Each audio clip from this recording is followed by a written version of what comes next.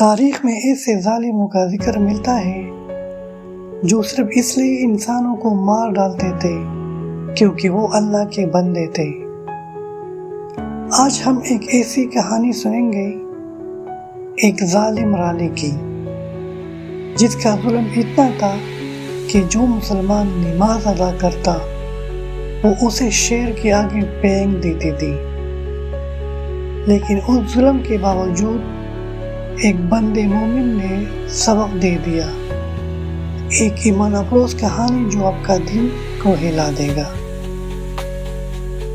یہ کہانی ایک پرانے وقت کی ہے جب ایک ملک پر ایک رانی حکومت کرتی تھی۔ وہ باہر سے خوبصورت تھی لیکن اندر سے ظلم اور کفر میں ڈوبی ہوئی۔ اس نے اپنے ملک میں اعلان کیا، جو بھی مسلمان ہو اور نماز ادا کرے اسے قید کر کے میرے پاس لایا جائے۔ پھر اس رانی نے ایک قید خانہ بنوایا اور اس کے پیچھے ایک ٹیکے بوٹی شیر کا پنجرا تھا۔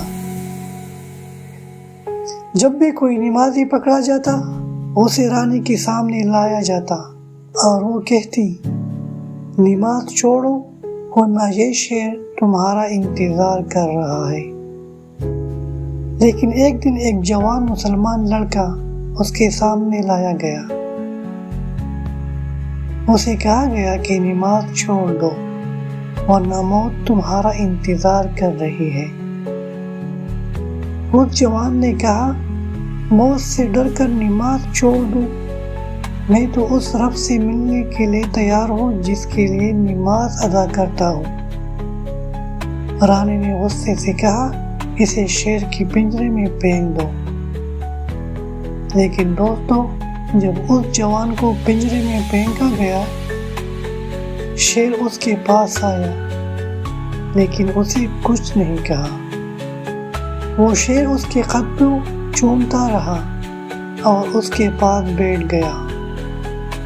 سب لوگ حیران رہ گئے۔ رانی نے کہا، یہ جادو ہے؟ لیکن ایک بزرگ نے اٹھ کر کہا، نہیں، یہ ایمان ہے۔